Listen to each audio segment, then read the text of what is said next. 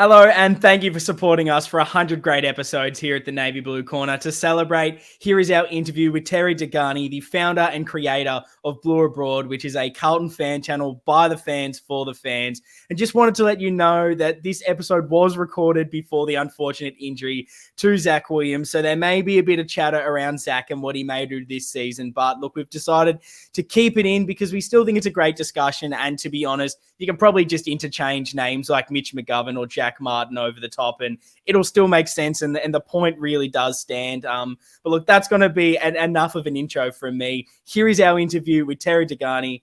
We hope you enjoy. This is a man who almost needs no introduction. Fittingly, he was the first person to support this podcast.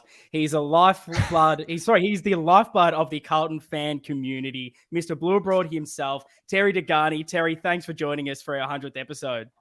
It's a pleasure to be here, boys. Wow, 100 episodes. We're just talking about it off air. These are the little milestones along the way that are special. So it's an honor that you have me here for the 100th. I'm really grateful. Yeah, no, mate. Thanks for coming on. It's an exciting time. We didn't think we'd get to 100, so it's nice to tick that one off. But this episode, it's not about us. This is about you. And we'd like to hear a little bit more about your life as a Carlton fan. And we're going to start with, is there a moment that you remember when you were a kid or growing up that made you fall in love with Carlton? Or I guess a really iconic moment that sort of stands out to you where you almost realized how much this club does mean to you, that it's a bit more than just a hobby? Start off with a softball question. Yeah. Oh, yeah. Can I give you one for me? I'll give you two. So there's the first time I went to the footy. I was like 4 years old. It was the very first time. I don't remember a specific moment. I don't remember anything specific happening.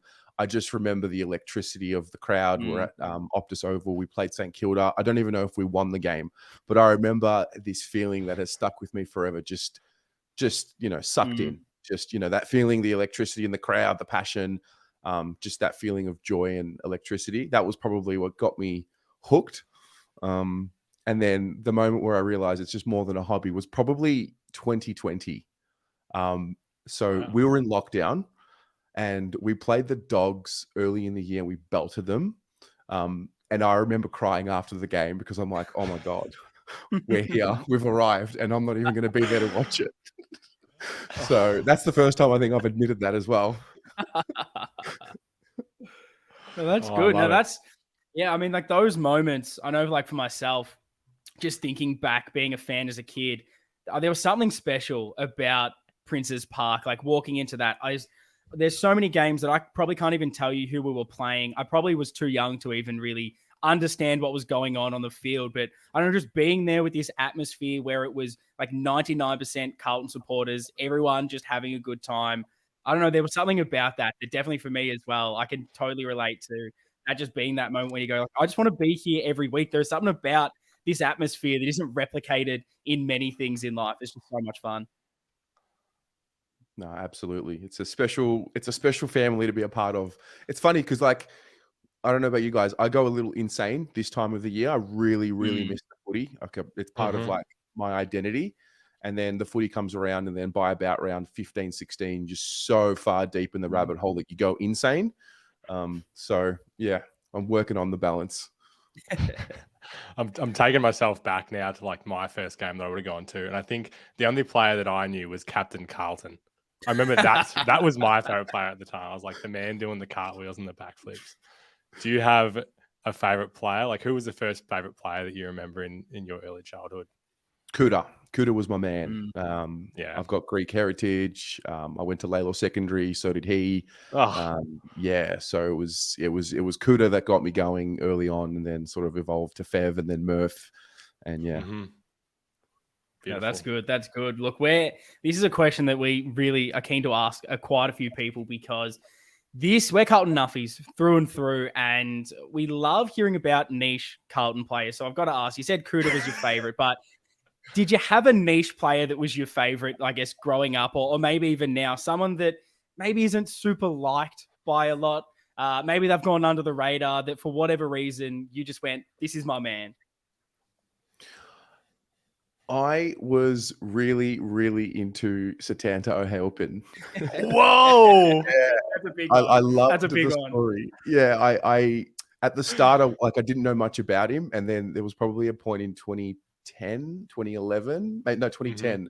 I think he kicked a nice little bag of goals. It might have been against Geelong, and I remember thinking, "Oh my god, we're going to turn him into a superstar."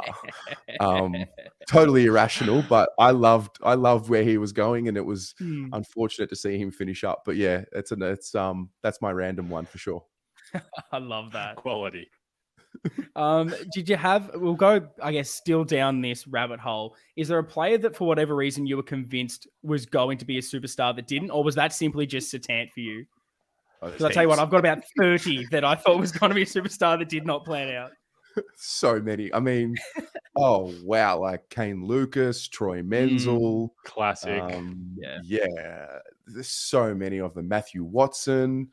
I thought Andrew the McInnes Wolf. was going to be a star. Tom Williamson, Liam Stocker. Yeah.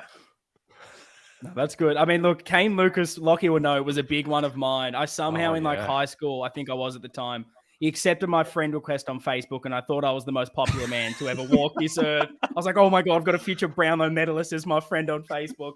Didn't pan out. He probably unfriended me pretty quickly after, you know, as a fan, maybe seeing him a couple of happy DMs, but, you know, it is what it is. Sugar could have been anything, mate. I remember. He could have been absolutely anything. 100%.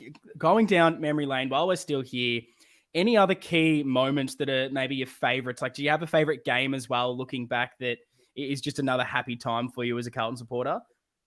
Yeah, I mean, the finals are always special, given people our age haven't seen too many of them, but I won't give you any of them. It's round 3, 2012. It's just, I'll never forget it. Like, we'd come off 2011, we played finals, we're unlucky not to make it through the prelim. We started the season 2-0. We belted the Pies, and I remember walking out of there like genuinely feeling like we are gonna win the flag. It's gonna happen. We're the best team in the league, and yeah, that was a special night. Oh, that was an incredible one. I remember myself. I was watching that at home, and just the vibe in the family household was something special. And even like the next day, I can't come home from school, and Dad's like, "The betting odds, we're favorites. We're already favorites to win the flag." And there'd been a couple of maybe like, we've already gone over the top thinking we could do it. But that was the most weirdly realistic, holy shit, we're the best team in the competition. It was a wild night. It's a special time to be alive, that's for sure. But yes, let's move and gear this conversation a bit more towards the present day as we look towards the season ahead.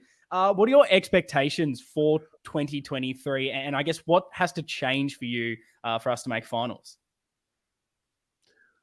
Expectations. I expect us to not only make the finals, but I expect us to win a final. That's what I expect. Now, what needs to change? We need to learn how to handle the final 2 minutes of a game. We probably need to beat a top 4 side or 2. And we need to be very mindful not to get complacent. I think if we can do those 3 things, then we can, you know, win the 14 games, 15 games that it requires to get a home final, whatever it is. And yeah, I'm very mindful of like not trying to push the bill on expectations, but at the same time, I feel like we should have been playing finals for the last 2 to 3 seasons. So yeah. I love it. Give us some names of the blokes. Who are the guys we're going to look back on at the end of the season? We're going to go, they took that step. And you can't say Dirds, because we know he's your man. Zach Williams. It's all about Zach Williams for me. I've been a bit of a critic, within reason, I would say, but I think the stars are aligning for Zach Williams to be Zach Williams, get his body right. From all reports, he has done all the preseason, every session. So I'm looking at a guy like him also to, you know, help the leadership void with maturity as well, but we've probably lacked a little bit of. Yeah, it's the Zach Williams types, the Mitch McGovern types, the Jack Martin types. It's these guys. I mean, you know, Dirds and Carroll and Kemp and Motlop and these young ones, they'll have their moments and they'll be little pockets of energy, but I'm not expecting them to really carry too much. Whereas Zach, I'm expecting him to be Zach Williams and the guy that we brought into the club, you know, to be better than what he was at the Giants. So, yeah. No, I think that's a really good shout. Like, you look at his, obviously the last game of the season, a moment where we need everything to go right. We need our big experienced players to step up, and he does. And just that competitiveness, the hunger, the attack on the ball, those little things are definitely elements that I think were lacking. And he's shown it in glimpses. We need to get more out of him. And I think you've nailed it on the head there when you talk about him actually having a decent preseason so far. It's not just the cliches that come out of the club. It's the fact that so far, fingers crossed, hasn't been any injury hiccups. He seems to be able to get the physicality of preseason behind him. And yeah, we need a player like him to step up for sure. And I guess the big one to wrap it up, I mean, what's getting you most excited about this season, mate? We're sitting here at the start of February. We're not too far away from the start. What are you looking forward to the most? I mean, just being grateful to be in Melbourne for another season. I don't know how many more years I'll be in Melbourne for a full season. You don't know what the future's going to hold, that kind of thing. So there's that at a base level. And then, you know, the hope that we all have dangling in front of us of walking to the MCG for a final. You know, that's something we've been waiting for just too long. I mean, we got a little taste of it 10 years ago, but, you know, to have the ability to like step into a realm of, you know, 4, 5, 6 years, hopefully in a real window of success or, you know, premiership or hopefully premierships. Hopefully this is the year that we actually get into the top 8, and then who knows what can happen after that. It is. Love it. It's something so special. Just that I touch on it again, but like that last game, that big game atmosphere at the G, those last 2 weeks against Melbourne, against Collingwood. I haven't been at a game like that since an actual final, and that was 10 years ago, which is just ridiculous to think about. That's just what gets you excited. The amount of times I had to stop during those games and just take it in and actually look around and be like, oh, I just love this. Like, this is what footy is all about. So I agree with you there. Like, that is such a fun thing to be excited about. And I feel like it's that time of season where you've had your break, you've had enough time off where you've digested everything, and you're desperate now for some sort of action to start. 100%. I just want to say, I love the first part of that answer as well, Terry, because it's easy to forget. It wasn't that long ago when we obviously couldn't get to a game. No one in the stands. We're very privileged that now we can get there, and it makes me even more excited to get there at every opportunity. You never know when, you're not going to be able to see the boys live. So we've got to take those chances now that we can. Yeah. The footy just kind of gives you something to focus on. In a world with so much going on and being distracted, and you know, we're all trying to figure ourselves out as well in life and what we're doing with ourselves year to year and improving and all of that. So to have something that you can just lock into and give you structure every week, you know where you're going to be on a weekend, you know exactly what you're going to be doing every Thursday when the team's like, you know, things like that. They I don't know, I think they're important. Well, for me personally, I don't know about how much it is for you guys, but just to know you've got a structure for, you know, a few months or 6 months out of the year. It's, I don't take that for granted. Sure. Absolutely love it. No, look, thanks Terry for joining us. You can find Terry over at Blue Abroad, which you probably already know. Follow him on all socials. They'll all be linked in the comments and in the show notes of this one. And find him on YouTube. Subscribe. That's what we need to do here. And look, thanks again, Terry, for giving up your time and helping us celebrate our 100th episode. No, anytime, boys. It's been an absolute pleasure. And I just want to say one thing. You guys should be acknowledged for how consistent you've been with the way you go about it. You know, from episode 1 to 100, you're a positive influence on the community. And, you know, that can be hard to do with an emotional roller coaster that we have with this club. But it's been cool to see the growth, and I can't wait to do this again for episode 200. Well, yeah, we'll see you there, mate. Thanks. You've been so kind, far too kind. But yes, thank you. See you guys next time.